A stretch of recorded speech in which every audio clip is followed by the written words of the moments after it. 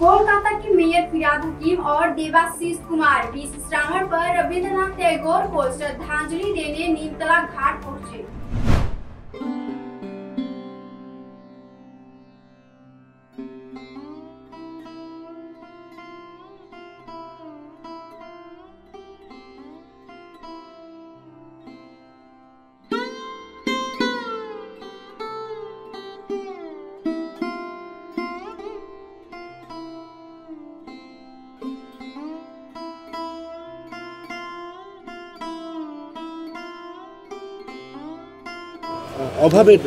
আমাদের আবেগ, আমাদের জীবন, আমাদের জন্ম থেকে মৃত্যু সবটাই রবীন্দ্রনাথ। আমরা বাঙালি হিসেবে গর্বিত, সেটাও অনেকটা রবীন্দ্রনাথ ঠাকুরের জন্য।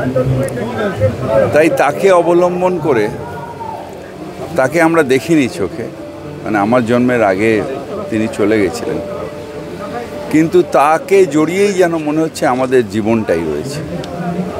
তাই এই দিনটা আমরা সবাই ভাবি যে এই দিনটা আমার জন্মের আগে এলো কেন আমরা রবীন্দ্রনাথ ঠাকুরকে দেখলাম না। এটা আমাদের এই প্রজন্মের একটা আক্ষেপ।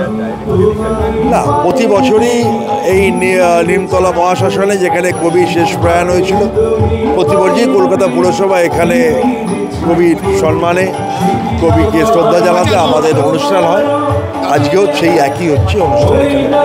একটা বিষয় সেটা হচ্ছে যে বাংলাদেশের এই যে ঘটনা, আমরা জানি যে বাংলাদেশের যে জাতীয় সঙ্গীত সেটা রবীন্দ্রনাথ ঠাকুরের লেখা, কিন্তু বাংলাদেশে এই যে যত ঘটনা ঘটছে, তারপর রবীন্দ্রনাথের মূর্তি তারা ভেঙে ফেলেছে, কী বলবেন? যেহেতু এটা একটা পররাষ্ট্রের ব্যাপার, আমাদের মনে হয় এই ব্যাপারে কোনো মন্তব্য করা ঠিক হবে না। ভারত সরকার যা বলবে সেটাই হবে। বাঙালি অবাঙালি সকলেই যারা বাংলায় থাকে আজকের 22শে শ্রাবণের দিনে সকলে শ্রদ্ধা জানাচ্ছেন।